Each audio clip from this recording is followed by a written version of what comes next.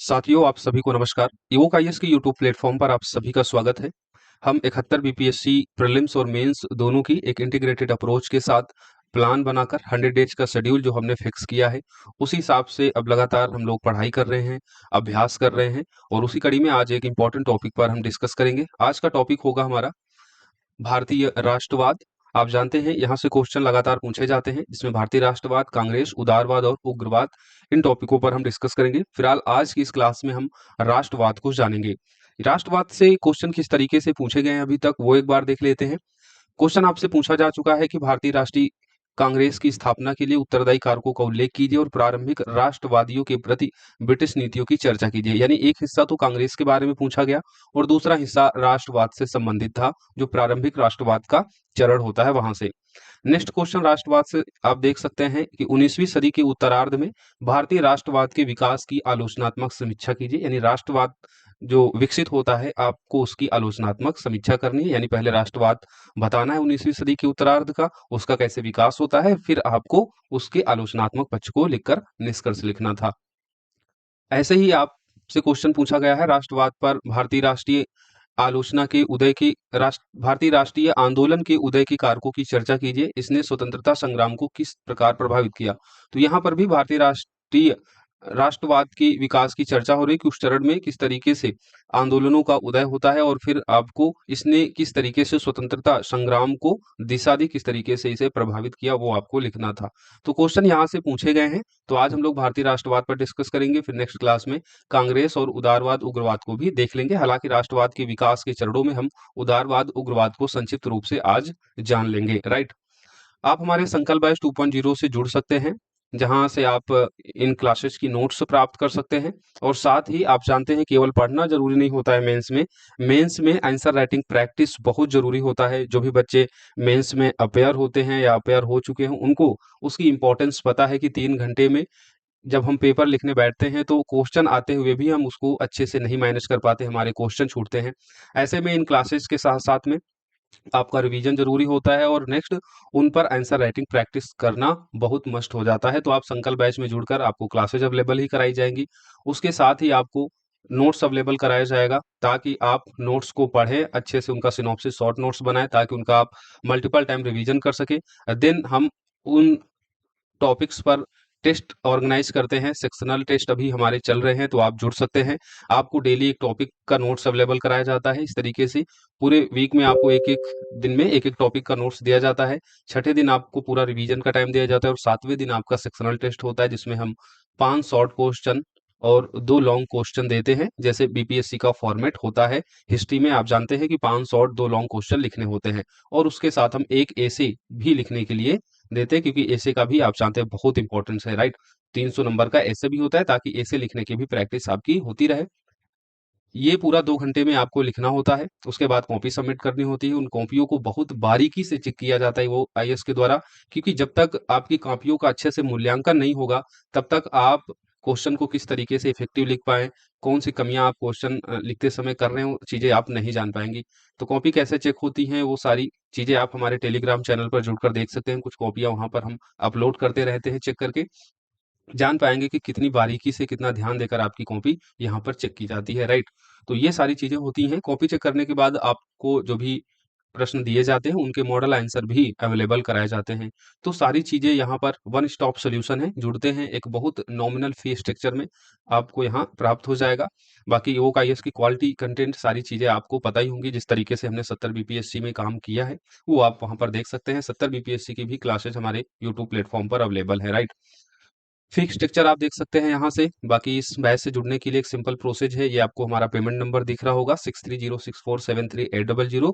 इस पर आप पेमेंट करके पेमेंट का स्क्रीनशॉट इसी नंबर के आप व्हाट्सएप पर भेज देंगे, तो आपको इस बैच से जोड़ दिया जाएगा। पूरा प्रोसेस यहाँ पर लिखा हुआ है। बाकी किसी भी जानकारी के लिए कोई भी डाउट है, कुछ और पूछना है, तो आप इसी नंबर पर 6306473800 पर ही कॉल या मैसेज करके मुझसे बात करके पूछ सकते हैं। चलिए क्लास को हम शुरू करते हैं बिना देर के हुए, ताकि आपका कीमती समय खराब ना हो और टॉपिक पर सीधे आते हैं। चैनल पर अगर पहली बार आप विजिट किए हैं तो इवोक आईएएस को सब्सक्राइब जरूर कर लीजिए, ताकि क्लासेज आपको लगातार मिलती रहें, कोई भी क्लास आपकी मिस ना हो। और दूसरा, वीडियो के डिस्क्रिप्शन बॉक्स में टेलीग्राम का लिंक ऐड है, उसे जरूर ज्वाइन कर ले, क्योंकि हम वहां पर डेली करंट अफेयर्स, जनसत्ता या अन्य न्यूज़पेपर का जो भी महत्वपूर्ण एडिटोरियल पार्ट होता है, जो भी न्यूज़ होती है जो आपकी एग्जाम पॉइंट ऑफ व्यू से इंपॉर्टेंट है, वो हम अपडेट करते हैं। साथ ही प्रीलिम्स पॉइंट ऑफ व्यू से जो डेली टारगेट आपको दिया जाता है, उस टारगेट पर हम रात 10 बजे 30 क्वेश्चन का लाइव क्विज करते हैं, जिसमें आप पार्टिसिपेट होकर अपना अभ्यास कर सकते हैं। तो लिंक डिस्क्रिप्शन बॉक्स में है टेलीग्राम का, उसे आप जरूर ज्वाइन कर ले, उससे आपको बहुत फायदा होगा। चलिए हम लोग भारतीय राष्ट्रवाद को अब डिस्कस करते हैं। भारतीय राष्ट्रवाद को डिस्कस करने से पहले राष्ट्रवाद क्या होता है उसको समझ लीजिए। राष्ट्रवाद एक विचारधारा है, एक विचारधारा है, एक भावना है जिसमें लोग अपने राष्ट्र, अपनी संस्कृति, अपने इतिहास, अपनी भाषा और अपनी पहचान के प्रति गहरी निष्ठा और गर्व महसूस करते हैं। तो एक विचारधारा है, राष्ट्रवाद एक विचारधारा है, एक भावना है जिसमें लोग अपने राष्ट्र, अपनी संस्कृति, अपने इतिहास, अपनी भाषा, अपनी पहचान के प्रति गहरी निष्ठा और गर्व महसूस करते हैं। यह लोगों को एकजुट करता है और राष्ट्रीय हितों को सर्वोपरि मानता है। राष्ट्रवाद माना जाता है कि सामाजिक, राजनीतिक, सांस्कृतिक एकता को बढ़ावा देता है। अब अगर इसकी विशेषताओं को हम जाने तो एक तो राष्ट्रीय पहचान, इसकी पहली विशेषता हो जाती है कि लोग अपनी पहचान के प्रति गहरी निष्ठा, गर्व महसूस करते हैं, जिसमें राष्ट्र की साझा संस्कृति, भाषा, इतिहास पर जोर दिया जाता है। राष्ट्रवाद की विशेषताओं में राष्ट्र की संप्रभुता और आत्मनिर्भरता की मांग भी शामिल होती है और स्वशासन की बात की जाती है। इसीलिए आप देखते हैं जब भारतीय राष्ट्रवाद का विकास होता है और फिर राष्ट्रवाद की विकास प्रक्रिया में जो भी आंदोलन खड़े होते हैं, उन आंदोलनों में स्वशासन की बात की जाती है, विदेशी बहिष्कार करके स्वदेशी अपनाव की बात की जाती है, यानी वहां पर आत्मनिर्भरता पर बल दिया जाता है। राइट। राष्ट्रीय लक्ष्यों के लिए लोगों को एकजुट किया जाता है। तो ये सब राष्ट्रवाद की विशेषताएं हैं, जहां पर राष्ट्र की साझा संस्कृति, भाषा, इतिहास पर जोर दिया जाता है। राष्ट्र की संप्रभुता, आत्मनिर्भरता की मांग और स्वशासन की मांग की जाती है। राष्ट्रीय लक्ष्यों के लिए लोगों को एकजुट किया जाता है। फॉर एग्जाम्पल, भारत में स्वतंत्रता संग्राम के दौरान राष्ट्रवाद ने लोगों को ब्रिटिश शासन के खिलाफ एकजुट किया था। अब हम भारतीय राष्ट्रवाद को डिस्कस करेंगे। भारतीय राष्ट्रवाद अगर देखें तो ये 19वीं सदी के मध्य विकसित होती है और जिसके बहुआयामी प्रक्रियाएं हैं, यानी अलग अलग कारक थे, जिन कारकों की पृष्ठभूमि में ये भारतीय राष्ट्रवाद विकसित होता है। और इस राष्ट्रवाद की उपलब्धि क्या रही है? प्रमुख उपलब्धि के तौर पर हम जानते हैं कि भारत को ब्रिटिश औपनिवेशिक शासन से मुक्ति मिली थी, यानी भारत 1947 में आजाद हो पाया था। उसके पीछे ये भारतीय राष्ट्रवाद की जो विकास की प्रक्रिया थी वो अहम थी। भारतीय राष्ट्रवाद 19वीं सदी के मध्य विकसित एक बहुआयामी प्रक्रिया थी, जिसने भारत को ब्रिटिश औपनिवेशिक शासन से मुक्ति दिलाने में महत्वपूर्ण भूमिका निभाई थी। भारतीय राष्ट्रवाद के उदय के लिए अब कौन से कारक जिम्मेदार हैं, यानी वे कौन से कारक हैं जिन्होंने भारतीय राष्ट्रवाद को इस आधुनिक भारत के इतिहास में 19वीं सदी के मध्य विकसित होने के लिए गति दी, विकसित होने का कारक बने? तो उसमें एक तो औपनिवेशिक शोषण हो गया, जो ब्रिटिशर्स की जो नीतियां होती थी, जिनके द्वारा भारतीयों का शोषण किया जाता था। दिन पश्चिमी शिक्षा हो गई, सामाजिक धार्मिक सुधार आंदोलन हो गए। इन आंदोलनों के बाद लोगों में जो भारत की प्राचीन गौरवशाली संस्कृति थी, उससे वो अवेयर हो पाए और फिर वो उस पर गर्व कर पाए। 1857 का विद्रोह, प्रेस और साहित्य, आधुनिक विचार और बाह्य प्रेरणा, ये सभी कारक बने भारतीय राष्ट्रवाद के विकास में। अब इन्हीं को हम एक एक करके डिस्कस करेंगे। सबसे पहला औपनिवेशिक शोषण। आप जानते हैं ब्रिटिश के आर्थिक, सामाजिक ये जो शोषण थे, इसमें कई सारी, आप जानते हैं ब्रिटिशर्स की नीतियां होती थी भारतीयों का शोषण करने के लिए, चाहे वो उच्च कर लगाना हो, भू राजस्व प्रणालियां हो, भारतीय उद्योगों का नाश करना, भारतीयों के साथ पक्षतापूर्ण व्यवहार करना, ये सब ब्रिटिशर्स की शोषणकारियां नीतियां थी, जिन्होंने भारतीयों में असंतोष को जन्म दिया। और इसका एक एग्जाम्पल आप जानते हैं, दादा भाई नौरोजी के द्वारा धन निष्कासन सिद्धांत दिया जाता है, जिसने ब्रिटिश शोषण को उजागर किया। प्रारंभिक तौर पर जिस तरीके से British east India company Bharat में आर्थिक शोषण कर रही थी, ऐसे में अब ब्रिटिश औपनिवेशिक शोषणकारी नीतियों से मुक्त होने के लिए भारतीयों का एकजुट होना स्वाभाविक था। राइट। तो अब इनसे लड़ने के लिए भारतीय एकजुट हुए। ऐसे में राष्ट्रवाद की विकास की प्रक्रिया शुरू होती है। दूसरा, पाश्चात्य शिक्षा। पश्चिमी शिक्षा, खासकर जो मैकाले की शिक्षा नीति 1835 की थी, इसने अंग्रेजी पढ़े लिखे मध्यम वर्ग को जन्म दिया, जो स्वतंत्रता, समानता और राष्ट्रीयता जैसी पश्चिमी विचारों से प्रभावित हुआ। तो मैकाले की शिक्षा नीति जो 1835 में आती है, जो पाश्चात्य शिक्षा पर जोर देती है। हालांकि उद्देश्य अंग्रेजों का क्या होता है? भारतीय क्लर्क तैयार करना जो रंग रूप से भारतीय होंगे लेकिन विचारों से क्या होंगे, अंग्रेज होंगे। तो एक तरीके से अपने लिए क्लर्क तैयार करना था इस पश्चिमी शिक्षा के विकास का। लेकिन इस पश्चिमी शिक्षा के कारण भारत में एक अंग्रेजी पढ़ा लिखा मध्यम वर्ग का जन्म होता है और वो पश्चिमी विचारों को जान पाता है, पढ़ पाता है। ऐसे में जो पश्चिमी विचार थे, जहाँ पर स्वतंत्रता, समानता और राष्ट्रीयता एग्जिस्ट करती थी, उनके बारे में वो जान पाया। वो लंदन पढ़ने जाता था और देखता था कि अंग्रेज यानी जो पश्चिम में तो स्वतंत्रता, समानता की बात की जाती है, लेकिन भारत में ब्रिटिशर्स के द्वारा भारतीयों को गुलाम बनाकर रखा जाता है। तो जब पश्चिमी विचारों से प्रभावित होता है, तो फिर भारतीयों को एकजुट कर अपनी स्वतंत्रता, अपनी समानता की आवाज़ उठाता है, स्वशासन की मांग करता है। तीसरा कारक था बाह्य प्रेरणा, जैसे फ्रांसीसी क्रांति, जहां पर स्वतंत्रता, समानता, बंधुत्व की लड़ाई होती है। अमेरिकी स्वतंत्रता संग्राम, आयरिश राष्ट्रवाद ने भारतीयों में नवजागृत चेतना को प्रेरित किया। राइट। सामाजिक धार्मिक सुधार आंदोलन, जैसे ब्रह्म समाज जो राजा राम मोहन राय के नेतृत्व में खड़ा होता है, आर्य समाज जो स्वामी दयानंद सरस्वती जिसका नेतृत्व करते हैं, रामकृष्ण मिशन जो स्वामी विवेकानंद इसका नेतृत्व करते हैं, ये सभी जो सामाजिक धार्मिक सुधार आंदोलन होते हैं, इन्होंने सामाजिक कुरीतियों को दूर किया।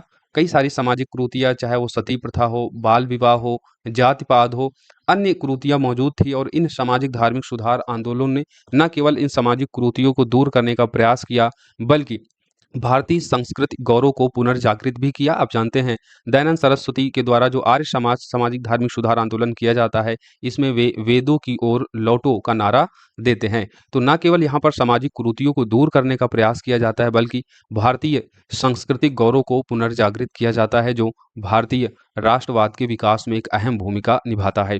नेक्स्ट कारक बना प्रेस और साहित्य। समाचार पत्रों जैसे केसरी हो गया, अमृत बाजार पत्रिका हो गई, बंग दर्शन हो गया, ये सारे समाचार पत्र और कुछ साहित्य जैसे आनंद मठ जो बंकिम चंद्र चट्टोपाध्याय का था, गोरा जो रविन्द्रनाथ टैगोर का था, शरत चंद्र चट्टोपाध्याय का उपन्यास पथेर दावी और भारत दुर्दशा जैसा नाटक जो भारतेंदु हरिश्चंद्र द्वारा लिखा गया था, ये सारा साहित्य, ये सभी समाचार पत्रों ने जनता में राष्ट्रवादी विचारों को प्रसारित किया। 1857 का विद्रोह भले ही असफल रहता है, लेकिन इसने राष्ट्रीय चेतना को प्रज्वलित किया और भारतीयों को एकजुट करने की प्रेरणा दी, जो राष्ट्रवाद के विकास में एक अहम रोल प्ले करता है। राइट। कुछ अन्य कारक भी थे, जैसे बंगाल विभाजन और फिर स्वदेशी आंदोलन जो शुरू होता है बंग भंग विरोध की प्रक्रिया में, जहां पर स्वदेशी अपनाओ और विदेशी बहिष्कार के प्रस्ताव को पारित किया जाता है। नस्लीय भेदभाव का विरोध और आधुनिक संचार जैसे रेलवे, डाक, टेलीग्राफ, इन सब ने भारतीयों को एकजुट किया और राष्ट्रीय एकता को बढ़ावा दिया। तो ये सभी कारक हैं भारतीय राष्ट्रवाद के विकास के लिए। औपनिवेशिक शोषण, अंग्रेजों की जो शोषणकारी नीतियां थी, पाश्चात्य शिक्षा, बाह्य प्रेरणा जिसमें फ्रांसीसी क्रांति, अमेरिकी स्वतंत्रता संग्राम, आयरिश राष्ट्रवाद, इन सभी ने भारतीयों में नवजागृत चेतना को प्रेरित किया। सामाजिक धार्मिक सुधार आंदोलन, प्रेस और साहित्य, 1857 का विद्रोह, स्वदेशी आंदोलन, नस्ली भेदभाव का विरोध और आधुनिक संचार प्रणालियां जैसे रेलवे, डाक, टेलीग्राफ, इन सभी ने राष्ट्रवाद के विकास को प्रेरित किया और उसकी विकास के लिए जिम्मेदार कारक बने। राइट। तो ये सब आप अच्छे से लिखेंगे जब भी क्वेश्चन पूछा जाएगा। अब हम आगे भारतीय राष्ट्रवाद के विकास के चरणों को देखेंगे। मुख्य रूप से हम इसको 5 चरणों में डिवाइड कर रहे हैं। एक तो हम प्रारंभिक चरण देखेंगे, 19वीं सदी के मध्य तक किस तरीके से भारतीय राष्ट्रवाद का विकास होता है। फिर इसका उदारवादी चरण देखेंगे 1885 से 1905 तक। फिर उग्रवादी चरण देखेंगे, जहां पर उग्रवाद को बल मिलता है, खासकर जब बंग भंग विरोधी आंदोलन होता है, बंगाल विभाजन की प्रतिक्रिया स्वरूप स्वदेशी आंदोलन, वहां पर हम देखते हैं उग्रवाद को बढ़ावा मिलता है और कई सारी क्रांतिकारी गतिविधियां होती हैं। तो वो हो जाता है उग्रवादी चरण 1905 से 1919। फिर गांधीवादी चरण देखते हैं, जहां से गांधी जी अब भारत में आंदोलनों को मुख्य रूप से लीड करते हैं 1919 से 1947 तक। और फिर भारत के आज़ाद होने के बाद आधुनिक काल में किस तरीके का राष्ट्रवाद देखने को मिलता है। राइट। प्रारंभिक चरण में देख लेते हैं, यह चरण असंगठित स्थानीय स्तर पर राष्ट्रीय भावनाओं का था। इस चरण में राष्ट्रवाद की नींव सामाजिक धार्मिक सुधार आंदोलनों के माध्यम से रखी गई थी। 1857 का विद्रोह इसका प्रारंभिक उदाहरण था, जो सामंती और धार्मिक नेतृत्व पर आधारित था। राइट। और दूसरा सामाजिक धार्मिक आंदोलन जैसे ब्रह्म समाज, आर्य समाज आदि ने सती प्रथा, बाल विवाह, मूर्ति पूजा, जातिवाद इत्यादि विभिन्न कुरीतियों का विरोध किया। इन सुधारों ने राष्ट्रीय गौरव को पुनर्जागृत किया। तो प्रारंभिक राष्ट्रवाद का जो चरण होता है बेसिकली वो असंगठित और स्थानीय स्तर पर राष्ट्रीय भावनाओं से प्रेरित रहता है। इस चरण में राष्ट्रवाद की जो नींव डाली थी उसमें सामाजिक धार्मिक सुधार आंदोलनों की सबसे अहम भूमिका थी, वो इसका माध्यम बना था। हालांकि 1857 का विद्रोह भी इसका एक प्रारंभिक उदाहरण था जो सामंती और धार्मिक नेतृत्व पर आधारित था। आप जानते हैं कि 1857 के विद्रोह में सभी लोग लगभग अपने अपने लिए लड़ रहे थे। लोगों की जो विरासतें जा रही थी उन विरासतों को प्राप्त करने के लिए लोग अपने स्वार्थ के लिए भले ही लड़े थे, लेकिन उस स्वार्थ में भी लोगों को जो है एकजुट करने का काम इस 1857 के विद्रोह ने किया था। राइट, तो प्रारंभिक उदाहरण वो माना जाता है जो सामंती और धार्मिक नेतृत्व पर आधारित था। दूसरा सामाजिक धार्मिक सुधार आंदोलन। सामाजिक धार्मिक सुधार आंदोलन जिसमें कई सारे जो भारत की कुरीतियां होती हैं उनको दूर किया जाता है और अपनी संस्कृति के प्रति गौरव को पुनर्जागृत किया जाता है, जिससे राष्ट्रीय गौरव पुनर्जागृत होता है और लोगों में अपने भाषा, अपनी पहचान, अपने इतिहास पर गर्व महसूस होता है और फिर उसे प्राप्त करने के लिए लोग एकजुट होते हैं और ब्रिटिशर्स की जो शोषणकारी नीतियां होती हैं उसकी प्रति अपनी आवाज को बुलंद करते हैं। राइट, ये हो गया पहला चरण। दूसरा चरण है उदारवादी चरण जो 1885 से 1905 के बीच देखने को मिलेगा।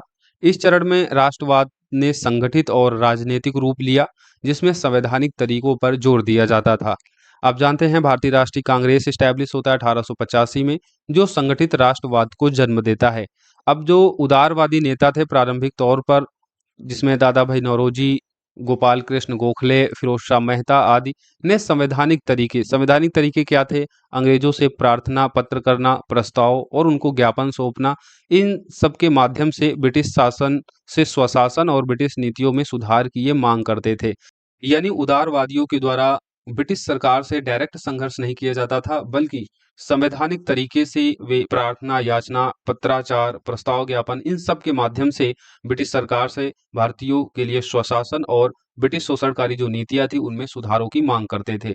लेकिन इन संवैधानिक तरीकों से जो उदारवादी नेता अपनी बात को रखते थे इसका रत्ती भर भी फर्क ब्रिटिश सरकार के ऊपर नहीं पड़ता था। वो लगातार भारतीयों का शोषण करती जा रही थी। फिर जिसका खुलासा दादा भाई नौरोजी भी करते हैं poverty and British rule in India में, जिसमें वे ब्रिटिश आर्थिक शोषण को उजागर करते हैं। और फिर इसी का आगे परिणाम देखते हैं, उग्रवाद का जन्म होता है, क्रांतिकारी गतिविधियां शुरू होती हैं क्योंकि संवैधानिक तरीके से स्वशासन प्राप्त कर लिया जाए, ब्रिटिश से शोषणकारी नीतियां उनमें बदलाव आ जाए, ऐसा संभव होता नहीं दिखाई दे रहा था। और फिर जन्म होता है उग्रवादी चरण का। उग्रवादी चरण 1905 से 1919 के बीच देखा जाता है।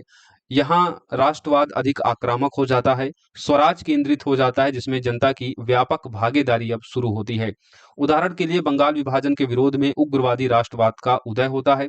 उग्रवादियों में आप जानते हैं लाल बाल पाल, ये जो तिकड़ी होती है, लाला लाजपत राय, बाल गंगाधर तिलक, विपिन चंद्र पाल, ये उग्रवादी के नेतृत्व करता थे जिन्होंने स्वराज की मांग को और तेज किया। यानी उग्रवादियों का जो मांग थी वो स्वराज थी, वो स्वराज से कम किसी बात के लिए सहमत नहीं थे, वो स्वशासन की बात करते थे। इसीलिए उग्रवादी चरण स्वराज केंद्रित हो गया, अधिक आक्रामक हो गया और जिसमें जनता की भी व्यापक भागीदारी शुरू हुई। स्वदेशी और बहिष्कार आंदोलन ने आत्मनिर्भरता और राष्ट्रीय गौरव को बढ़ावा दिया। इस चरण में बाल गंगाधर तिलक का नारा भी था, स्वराज मेरा जन्मसिद्ध अधिकार है। गणेश उत्सव बाल गंगाधर तिलक के ही नेतृत्व में शुरू होता है। जैसे आयोजन ने नव जन जागरण का काम किया, होम रूल आंदोलन शुरू किया जाता है 1916 में, जिसमें स्वशासन की मांग को लोकप्रिय बनाया गया। तो उग्रवादी चरण में आप ये सारी बातें बताएंगे कि इस चरण में अधिक आक्रामक राष्ट्रवाद हो गया, स्वराज केंद्रित रूप लिया, जिसमें जनता की भागीदारी भी व्यापक तौर पर अब शुरू होती है। उदाहरण के लिए बंगाल विभाजन के विरोध में उग्रवादी राष्ट्रवाद का उदय होता है। उग्रवादी जिसमें लाला लाजपत राय, बाल गंगाधर तिलक, विपिन चंद्रपाल, इन्होंने स्वराज की मांग को और तेज किया। स्वदेशी और बहिष्कार आंदोलनों के माध्यम से आत्मनिर्भरता और राष्ट्रीय गौरव को बढ़ावा दिया गया। बाल गंगाधर तिलक ने नारा दिया, स्वराज मेरा जन्मसिद्ध अधिकार है। होम रूल आंदोलन चलाया गया जिसने स्वशासन की मांग को और भी ज्यादा लोकप्रिय बनाया। आगे शुरू होता है गांधीवादी चरण जो 1919 से 1947 तक देखते हैं। इस दौरान महात्मा गांधी के नेतृत्व में राष्ट्रवाद ने व्यापक जन आंदोलन का रूप लिया। आप जानते हैं महात्मा गांधी के नेतृत्व में जो भी आंदोलन होते हैं उनमें व्यापक तौर पर लोग जुड़ते हैं। पहले के आंदोलन केवल शिक्षित, मध्यम वर्ग और शहरी क्षेत्रों तक ही सीमित थे, लेकिन गांधीवादी चरण में जो गांधी जी के नेतृत्व में आंदोलन होते हैं उसमें ग्रामीण जनता, किसान, महिलाएं ये सब शामिल होना शुरू हो जाते हैं। तो इस दौरान महात्मा गांधी के नेतृत्व में राष्ट्रवाद ने व्यापक जन आंदोलन का रूप लिया, जिसमें अहिंसा और सत्याग्रह प्रमुख साधन थे। आप जानते हैं गांधी जी के आंदोलनों में अहिंसा और सत्याग्रह प्रमुख साधन होता था। यही कारण था कि असहयोग आंदोलन में जब हिंसा होती है तो उस हिंसा के प्रतिक्रिया स्वरूप गांधी जी असहयोग आंदोलन को रोक देते हैं, राइट। अब हम यहाँ पर गांधीवादी चरण में कुछ गांधीवादी आंदोलनों का जिक्र करेंगे उदाहरण देकर। असहयोग आंदोलन जो 1920 से 22 तक चलता है, सविनय अवज्ञा आंदोलन 1930 से 34 तक, व्यक्तिगत सत्याग्रह 1940 में होता है, भारत छोड़ो आंदोलन 1942 में। इन सभी आंदोलनों में सभी वर्गों जैसे किसानों, मजदूरों, महिलाओं और ग्रामीण जनता इन सभी आंदोलनों में बढ़ चढ़कर हिस्सा लेती है, इनमें शामिल होती है। इसके अलावा गांधीवादी चरण में आप एक दूसरी तरफ देखते हैं क्रांतिकारी गतिविधियां भी शुरू होती हैं। चंद्रशेखर आजाद, भगत सिंह, सुभाष चंद्र बोस आदि के नेतृत्व में सशस्त्र संघर्ष के माध्यम से इन्होंने राष्ट्रवाद को मजबूत किया और इसी चरण में कम्युनिस्ट और समाजवादी विचारधाराओं का भी जन्म होता है, यानी वामपंथी आंदोलनों का जन्म होता है जिसने मजदूर और किसानों के मुद्दे को राष्ट्रवाद से जोड़ा। तो गांधीवादी चरण में आपको गांधीवादी आंदोलनों का जिक्र करना है, इसके अलावा कुछ क्रांतिकारी गतिविधियों का जिक्र करना है जिसमें भगत सिंह, चंद्रशेखर आजाद, सुभाष चंद्र बोस आदि के नेतृत्व में सशस्त्र संघर्ष के माध्यम से राष्ट्रवाद को मजबूत किया जाता है और इसी चरण में कम्युनिस्ट और समाजवादी विचारों ने भी मजदूर और किसानों के मुद्दों को राष्ट्रवाद से जोड़ा। तो गांधीवादी चरण में गांधी के नेतृत्व में राष्ट्रवाद ने व्यापक जन आंदोलन का रूप लिया। ये आप बताएंगे सारे एग्जाम्पल देकर, राइट। स्वतंत्रता के बाद आधुनिक राष्ट्रवाद देख लेते हैं। तो स्वतंत्रता के बाद राष्ट्रवाद की प्रमुख अभिव्यक्ति राष्ट्रीय एकता, संविधान निर्माण, विकास पर केंद्रित हुई। आप जानते हैं भारत के आजाद होने के बाद भारत का संविधान बना और भारत के संविधान में भी राष्ट्रवाद जो है वो परिलक्षित होता है। संविधान की प्रस्तावना को देखते हैं तो वहां संप्रभुता, अखंडता, लोकतंत्र, राष्ट्रीय एकता, बंधुत्वता ये सारे शब्द आपको देखने को मिलेंगे। तो राष्ट्रवाद संविधान में परिलक्षित होता हुआ दिखाई देता है। मूल कर्तव्यों में देखते हैं वहां पर भी लोगों से यह आह्वान किया जाता है कि वो राष्ट्रीय आंदोलनों के महत्व को समझें, राष्ट्र की एकता अखंडता को बनाए रखें, भारत की गौरवशाली संस्कृति को संजोए और उसका संरक्षण करें और उस पर गर्व महसूस करें। ये सारी बातें आप मूल कर्तव्यों में भी देखते हैं। तो संविधान बना उसमें आपको राष्ट्रवाद देखने को मिलेगा, राइट। वर्तमान में भारतीय राष्ट्रवाद वैश्वीकरण, आर्थिक विकास और सांस्कृतिक गौरव के संतुलन पर केंद्रित है। आज मेक इन इंडिया का चाहे उदाहरण हो, चाहे डिजिटल इंडिया की बात हो, ये सभी अभियान, सभी नीतियां आत्मनिर्भरता को बढ़ावा दे रही हैं। सांस्कृतिक राष्ट्रवाद का पुनरुत्थान की बात आज भी की जाती है। ऐतिहासिक और धार्मिक स्थलों का संरक्षण इसमें शामिल है, जैसे प्रसाद योजना होगी, इसके माध्यम से सांस्कृतिक राष्ट्रवाद का पुनरुत्थान किया जा रहा है। जो भी हमारी धरोहरें हैं उनका संरक्षण किया जा रहा है। तो स्वतंत्रता के बाद भी आप देख रहे हैं आधुनिक राष्ट्रवाद का किस तरीके का प्रारूप है, राइट। तो स्वतंत्रता के बाद राष्ट्रवाद की प्रमुख अभिव्यक्ति राष्ट्र की एकता, संविधान निर्माण और विकास पर केंद्रित हुई। वर्तमान में भारतीय राष्ट्रवाद वैश्वीकरण, आर्थिक विकास और सांस्कृतिक गौरव के संतुलन पर केंद्रित है। तो ये राष्ट्रवाद की विकास की प्रक्रिया हुई, उसके पीछे क्या कारक थे, फिर हमने राष्ट्रवाद के विकास के अलग अलग चरण भारत में देखे। प्रारंभिक चरण क्या था और उन्हें एग्जाम्पल देकर जाना कि वो किस तरीके से डेवलप हुआ उस चरण में। देन उदारवादी चरण में किस तरीके का राष्ट्रवाद था, उनके उदाहरण देखे। उग्रवादी चरण में किस तरीके का राष्ट्रवाद था, उदाहरण देकर हमने उसको पढ़ा। गांधीवादी चरण देखा और आधुनिक राष्ट्रवाद। अब हम आगे देखेंगे भारतीय राष्ट्रवाद के विकास की क्या प्रमुख उपलब्धियां और इसके क्या प्रभाव रहे। भारतीय राष्ट्रवाद के विकास ने भारत के सामाजिक, राजनीतिक, आर्थिक और सांस्कृतिक परिदृश्य पर गहरा प्रभाव डाला, जिसे निम्न बिंदुओं में हम समझ सकते हैं। प्रभाव को आप एक इस तरीके का चार्ट बनाकर बता देंगे। राष्ट्रवाद की विकास की प्रक्रिया में जो प्रभाव देखा गया है, तो एक साझा राष्ट्रीय पहचान और एकता को यहाँ बल मिला। सामाजिक सुधार आंदोलनों के माध्यम से विभिन्न सामाजिक कुरीतियां दूर हो सकी और भारतीय अपने इतिहास और अपनी जो प्राचीन गौरवशाली संस्कृति है उसके प्रति गौरवान्वित हो सके। लोकतांत्रिक मूल्यों की स्थापना हुई। सांप्रदायिकता और विभाजन जो राष्ट्रवाद की नकारात्मक विरासत भी मिली, और उस विरासत का परिणाम था 1947 का भारत पाक विभाजन। तो राष्ट्रवाद की विकास प्रक्रिया में जो नकारात्मक विरासत हमें मिली वो क्या था? सांप्रदायिकता। क्योंकि जब बंगाल विभाजन, स्वदेशी आंदोलन या राष्ट्रवादी जब आंदोलन होते थे तो वहां पर आपको कुछ कुछ अवस्थाओं में ये देखने को मिलता था, क्योंकि भारत एक हिंदू बहुल क्षेत्र है। ऐसे में कुछ अवस्थाओं में जो आंदोलन हुए, चाहे वो सामाजिक सुधार आंदोलनों के दौरान जो आर्य समाज दयानंद सरस्वती के नेतृत्व में हुआ, उसमें शुद्धि आंदोलन चलाया गया। तो चूंकि भारत प्राचीन फिर मध्यकाल, मध्यकाल जहां पर मुस्लिम शासन था, उस दौरान कई हिंदुओं को हम जानते हैं जबरन धर्मांतरण कराकर मुस्लिम बनाया गया। तो वैसे में जब मुस्लिम से लोग हिंदू बनते थे तो वहां पर कहीं ना कहीं मुसलमानों की जो भावना थी वो आहत होती थी, और कुछ ऐसी बयानबाजियां भी उस राष्ट्रवाद की प्रक्रिया में जो आंदोलन हुए उसमें देखे गए, जिससे मुसलमानों की भावनाएं आहत हुई। दिन वहां से सांप्रदायिकता ने भी जन्म लिया, और उसी का परिणाम था बंगाल विभाजन के दौरान मुसलमानों का एक दल जिसने मुस्लिम लीग का गठन किया, और फिर द्वि राष्ट्र सिद्धांत को उसने जन्म दिया, और आगे उसकी परिणति 1947 के विभाजन में देखने को मिली। तो एक ये नकारात्मक विरासत भी थी भारतीय राष्ट्रवाद के विकास की प्रक्रिया में। और इसके प्रभाव देखें तो स्वदेशी और आत्मनिर्भरता को इसने बढ़ावा दिया और सांस्कृतिक पुनर्जागरण का काम किया। उपलब्धियों की चर्चा करें तो स्वतंत्रता की प्राप्त इसकी एक अहम उपलब्धि थी। भारतीय राष्ट्रवाद की सबसे बड़ी उपलब्धि 15 अगस्त 1947 को औपनिवेशिक शासन से मुक्ति थी। यह भारतीय राष्ट्रवाद के लंबे संघर्ष का ही परिणाम था, जिसमें उदारवादी, उग्रवादी व गांधीवादी आंदोलनों की अहम भूमिका थी। राष्ट्रीय एकता का निर्माण हुआ राष्ट्रवाद के विकास की प्रक्रिया में, जिसमें विविध भाषा, धर्म, सांस्कृतिक विविधता वाले भारत में राष्ट्रवाद ने एक साझा राष्ट्रीय पहचान को बढ़ावा दिया। इसके लिए भारतीय राष्ट्रीय कांग्रेस और अन्य संगठित आंदोलनों ने विभिन्न समुदायों को एकजुट किया। जैसे असहयोग आंदोलन के दौरान हिंदू मुस्लिमों की एकता देखी जाती है। भारत छोड़ो आंदोलनों में भी, अन्य आंदोलनों में भी विभिन्न वर्गों के लोग एक साथ होकर ब्रिटिश औपनिवेशिक नीतियों और अंग्रेजी सरकार से लड़ाई की और अपने लिए स्वतंत्रता प्राप्त की। राइट।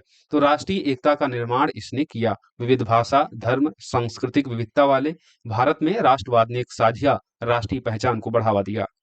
इसमें सामाजिक धार्मिक सुधार आंदोलन, कुछ आप एग्जाम्पल दे देंगे, जैसे ब्रह्म समाज, आर्य समाज आदि का, और गांधी जी के प्रयास अहम थे जिन्होंने सामाजिक समावेशिता को प्रोत्साहित किया। आप जानते हैं गांधी जी ने न केवल ब्रिटिश औपनिवेशिक शासन से लड़ाई लड़ी, बल्कि अपने आंदोलनों के दौरान सामाजिक सुधारों पर भी जोर दिया। चाहे वो चंपारण सत्याग्रह हो, जहां पर उन्होंने शिक्षा पर जोर देते हुए स्कूलों की स्थापना की, और आगे फिर हम जानते हैं समाज में जो छुआछूत, अस्पृश्यता, जो जातिवाद व्याप्त था, उसके खिलाफ भी इन्होंने लड़ाई लड़ी, और अखिल भारतीय अस्पृश्यता लीग का गठन इसका आप एग्जाम्पल भी बता सकते हैं। राइट। तो सामाजिक सुधार भी एक उपलब्धि थी इस राष्ट्रवाद की विकास प्रक्रिया में। संवैधानिक और प्रशासनिक सुधार, उदारवादी व अन्य जन आंदोलनों के दबाव के परिणाम स्वरूप ही इंडियन काउंसिल एक्ट, जिसमें 1861 और 1892 देखते हैं, गवर्नमेंट ऑफ इंडिया एक्ट यानी भारत शासन अधिनियम 1909, 1919, 1935 जो देखते हैं, ये सुधार होते हैं बेसिकली उदारवादी और अन्य जन आंदोलनों के दबाव में ही। और इन अधिनियमों के परिणाम स्वरूप स्वतंत्रता पूर्व भारतीयों को सीमित प्रतिनिधित्व प्रदान किया जाता है, और आजादी के बाद संविधान निर्माण का ये आधार भी बनते हैं, खासकर भारत शासन अधिनियम 1935। भारत का जो संविधान है उसके अधिकांश प्रावधान इस भारत शासन अधिनियम 1935 से ही प्रभावित थे। तो संवैधानिक और प्रशासनिक सुधार भी राष्ट्रवाद की एक प्रमुख उपलब्धि थी। उदारवाद और अन्य जन आंदोलनों के दबाव के परिणाम स्वरूप ये सभी अधिनियम ब्रिटिश सरकार के द्वारा पारित किए जाते हैं, और शासन में सुधार लाने का यहाँ पर प्रयास किया जाता है, जो स्वतंत्रता पूर्व भारतीयों को सीमित प्रतिनिधित्व देता है, और आजादी के बाद ये संविधान निर्माण का आधार बनते हैं। वैश्विक प्रेरणा का स्रोत भी भारत का राष्ट्रवाद बनता है। भारतीय राष्ट्रवाद ने एशिया और अफ्रीका के अन्य औपनिवेशिक देशों जैसे वियतनाम, इंडोनेशिया के स्वतंत्रता आंदोलनों के लिए प्रेरणा बना। जैसे राष्ट्रवाद की विकास के उदय के कारकों में हमने देखा था फ्रांसीसी क्रांति और अमेरिका का स्वतंत्रता संग्राम, आयरिश राष्ट्रवाद, जो भारतीयों में राष्ट्रवाद के उदय का एक कारक बनता है। उसी तरीके से भारतीय राष्ट्रवाद भारतीय राष्ट्रवाद जिसकी प्रमुख उपलब्धि रही, ब्रिटिश औपनिवेशिक शासन से मुक्ति। अब जो अन्य देश अभी भी ब्रिटिश औपनिवेशिक शासन से आजाद नहीं हुए थे, उनके लिए एक प्रेरणा स्रोत बना। तो भारतीय राष्ट्रवाद एशिया और अफ्रीका के अन्य औपनिवेशिक देशों के स्वतंत्रता आंदोलनों के लिए ये प्रेरणा भी बना। आर्थिक आत्मनिर्भरता का विचार इस भारतीय राष्ट्रवाद ने भारतीयों में पैदा किया, जैसे स्वदेशी और बहिष्कार आंदोलन ने भारतीय उद्योगों और आत्मनिर्भरता को बढ़ावा दिया, जो आज भी हम देखते हैं प्रासंगिक बना हुआ है। आत्मनिर्भर भारत और डिजिटल इंडिया अभियान इन सभी में परिलक्षित होता है। गांधी जी के खादी आंदोलन ने स्थानीय अर्थव्यवस्था को मजबूत करने का प्रयास किया, तो आर्थिक आत्मनिर्भरता का विचार भी राष्ट्रवाद की प्रमुख उपलब्धि रही है। सांस्कृतिक पुनर्जागरण को बल मिला। राष्ट्रवाद ने भारतीय कला, साहित्य, संस्कृति को पुनर्जागृत किया। इसमें दयानंद सरस्वती, विवेकानंद, बंकिम चंद्र चटर्जी, रविन्द्रनाथ टैगोर आदि के नाम उल्लेखनीय हैं, राइट। तो इन्होंने अपने साहित्य, समाचार पत्र, पत्रिकाओं, रचनाओं और इन सबके किए गए प्रयासों के द्वारा ही भारतीयों में अपने राष्ट्र के प्रति नवजागृत चेतना का उदय हुआ, जो सांस्कृतिक पुनर्जागरण के रूप में अभिव्यक्त हुआ, राइट। तो ये सब आप उपलब्धियां बता सकते हैं राष्ट्रवाद के विकास की, जिसमें स्वतंत्रता की प्राप्ति, राष्ट्रीय एकता का निर्माण, सामाजिक सुधार, संवैधानिक और प्रशासनिक सुधार, वैश्विक प्रेरणा के स्रोत के रूप में, आत्मनिर्भरता के विचार के रूप में और सांस्कृतिक पुनर्जागरण, राइट। अब हम आगे देखेंगे भारतीय राष्ट्रवाद की क्यों आलोचना की जाती है, यानी उपलब्धियां तो रही हैं, लेकिन भारतीय राष्ट्रवाद की कुछ कमियां और कुछ सीमाएं भी थी। जैसे पहली कमी और जो पहला जो इसकी सीमा या आलोचना कह सकते हैं, वो है सांप्रदायिक विभाजन। मुख्यतः राष्ट्रवादी आंदोलनों ने हिंदू मुस्लिम एकता को बढ़ावा देने का प्रयास किया, किंतु कुछ अवस्थाओं में हिंदू केंद्रित प्रतीकों जैसे गणेश उत्सव, वंदे मातरम और सामाजिक धार्मिक सुधार आंदोलनों के दौरान हम देखते हैं आर्य समाज के द्वारा जो शुद्धि आंदोलन चलाया जाता है, ये सब कारक रहे हैं जो मुस्लिम समुदाय में अलगाव की भावना पैदा की, और इसका परिणाम था मुस्लिम लीग का गठन 1906 और फिर द्विराष्ट्र सिद्धांत की मांग मुस्लिम लीग के द्वारा, 1946-47 के दंगे और फिर अंत में हम देखते हैं विभाजन। इसकी सबसे बड़ी विफलता थी, जिसके बीच आज भी हम देखते हैं मौजूद हैं, राइट। तो सांप्रदायिक विभाजन भारतीय राष्ट्रवाद की एक कमी थी, एक विफलता थी, जिसने सांप्रदायिक विभाजन को जन्म दिया और जिसकी परिणति हम देखते हैं 1947 में भारत के विभाजन के रूप में, और जिसकी विभीषिका आज भी हम झेल रहे हैं। वर्तमान में आप जानते हैं अभी पहलगाम घटना हुई, जिसके बाद फिर मिशन सिंदूर चलाया गया और ऐसा लग रहा था कि भारत पाकिस्तान का एक युद्ध फिर से होने वाला है। तो ये विभीषिका आज भी मौजूद है, जो राष्ट्रवाद की विकास की प्रक्रिया में सांप्रदायिक विभाजन के दौर पर विकसित हुआ, जो भारत के विभाजन का कारण बना और उसकी परिणति आज भी हम देख रहे हैं। उसकी विभीषिका आज भी झेली जा रही है। दूसरी इसकी विफलता या कमी कह सकते हैं वर्गीय और सामाजिक असमानता। राष्ट्रवाद का जब विकास होता है तो विकास की प्रक्रिया में आप जानते हैं राष्ट्रवाद मुख्य रूप से मध्यम और उच्च वर्गों द्वारा संचालित था। वस्तुतः दलितों, आदिवासियों और मजदूरों के मुद्दे को अपेक्षित महत्व नहीं मिला। डॉक्टर भीमराव अंबेडकर ने भी इसे ब्राह्मणवादी राष्ट्रवाद की संज्ञा दी थी। तो इस तरीके की स्टेटमेंट बहुत इंपॉर्टेंट है, जो आपके आंसर को एनरिच करता है, आपके कंटेंट को गुणवत्तापूर्ण बनाता है और आपको एग्जामिनर ज़्यादा से ज़्यादा मार्क्स भी देता है। तो वर्गीय और सामाजिक असमानता भी राष्ट्रवाद की विकास प्रक्रिया में एक आलोचनात्मक बिंदु के तौर पर शामिल थी। राष्ट्रवाद मुख्य रूप से मध्यम और उच्च वर्गों द्वारा संचालित था। वस्तुतः दलित, आदिवासी और मजदूरों के मुद्दे को यहाँ पर अपेक्षित महत्व नहीं मिला, और खासकर जो शुरुआती दौर का राष्ट्रवादी चरण होता है उसमें डॉक्टर भीमराव अंबेडकर ने भी इसे ब्राह्मणवादी राष्ट्रवाद की संज्ञा दी थी। अगला है इसमें क्षेत्रीय असंतुलन, क्योंकि राष्ट्रवाद का जो प्रभाव था वो मुख्यतः बंगाल, महाराष्ट्र और पंजाब में था, जबकि दक्षिण और पूर्वोत्तर भारत में ये सीमित था। यह असमानता आंदोलन की एकजुटता को प्रभावित करती है। वैचारिक मतभेद भी राष्ट्रवाद का एक आलोचनात्मक बिंदु है। उदारवादी और उग्रवादी और क्रांतिकारी गतिविधियों या उनके जो वैचारिक मतभेद थे, इनमें एकजुट रणनीति को कमजोर किया। उदाहरण के लिए 1907 में सूरत अधिवेशन में कांग्रेस का उदारवादी उग्रवादियों में विभाजन और गांधी जी की अहिंसा को सुभाष चंद्र बोस और अन्य क्रांतिकारियों ने अव्यवहारिक माना। तो वैचारिक मतभेद भी राष्ट्रवाद के विकास प्रक्रिया में एक कमी या एक सीमा के तौर पर मौजूद थी, जिसने एकजुट रणनीति को कमजोर किया और भारतीय राष्ट्रीय जो आंदोलन थे या औपनिवेशिक शासन के विरुद्ध लड़ने की जो एकजुटता होती थी वो प्रभावित होती थी, और उसके हम कई नकारात्मक प्रभाव भी देखते थे। तो उदारवादी और उग्रवादी क्रांतिकारी गतिविधियों या वैचारिक मतभेद ने एकजुट रणनीति को कमजोर किया। फॉर एग्जाम्पल 1907 में सूरत अधिवेशन में कांग्रेस का उदारवादी और उग्रवादी गुटों में विभाजन और गांधी जी की अहिंसा को सुभाष चंद्र बोस और अन्य क्रांतिकारियों ने अव्यवहारिक माना। सीमित जनभागीदारी। प्रारंभिक चरणों में राष्ट्रवाद शहरी और शिक्षित वर्गों तक ही सीमित था। गांधीवादी युग में जनभागीदारी अवश्य बढ़ी, लेकिन ग्रामीण और अशिक्षित जनता का पूर्ण समावेश इसमें नहीं हो सका। महिलाओं की भागीदारी भी गांधीवादी चरण में देखने को मिलती है, लेकिन आप जानते हैं उन आंदोलनों में महिलाओं की जो नेतृत्वकर्ता में भूमिका रहती है वो सीमित रहती है, तो ये भी एक आलोचना का बिंदु बन जाता है, राइट।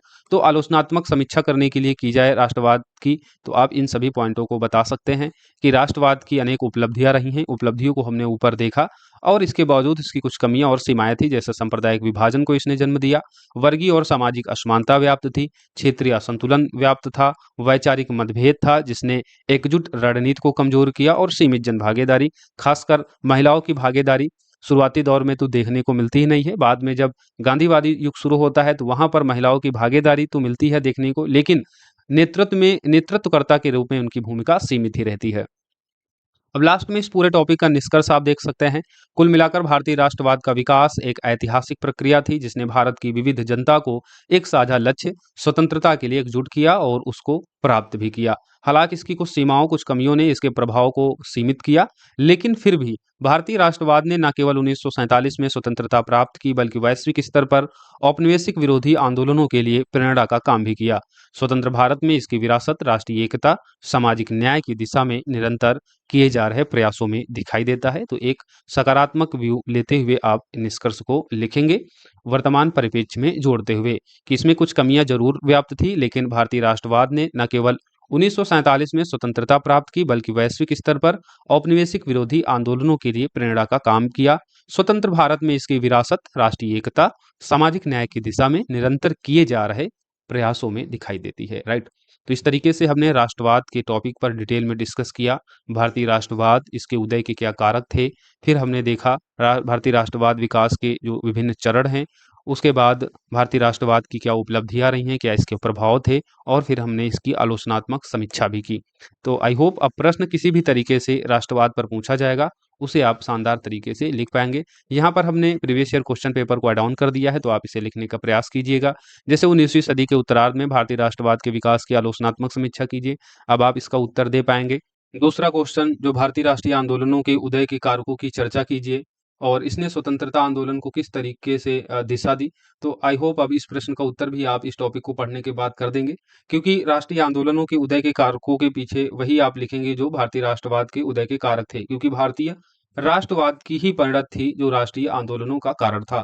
तो यही सारे पॉइंट आपको लिखना है। औपनिवेशिक शासन, पाश्चात्य शिक्षा, सामाजिक सुधार आंदोलन, प्रेस साहित्य, आधुनिक संचार, बंगाल विभाजन, नस्लीय भेदभाव का विरोध, इन सभी ने ही राष्ट्रीय आंदोलनों को प्रेरित किया और उनके लिए ये सब कारण बने, राइट।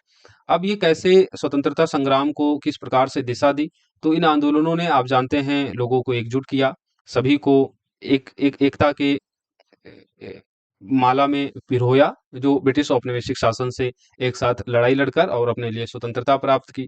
इसके अलावा भी आप कई बातें इसमें लिख सकते हैं, जैसे आम जन के बीच में इस राष्ट्रीय आंदोलनों के दौरान स्वतंत्रता, समानता, बंधुत्व जैसे लोकतांत्रिक मूल्यों को भी शिक्षा दी। इसके अलावा इसमें आप सामाजिक, सांस्कृतिक और आर्थिक क्षेत्रों को भी ये प्रभावित किया। खासकर आप जानते हैं स्वदेशी जो आंदोलन होता है, उस दौरान विदेशी बहिष्कार और आत्मनिर्भरता के विचार को प्रेरित किया। और आंदोलन के दौरान, गांधी जी के आंदोलन के दौरान सामाजिक सुधार की बात की जाती है, शिक्षा को बढ़ावा दिया जाता है, मद्य निषेध की चर्चा की जाती है। तो इस तरीके से भी कई सकारात्मक रचनात्मक कार्य होते हैं इन आंदोलनों के दौरान।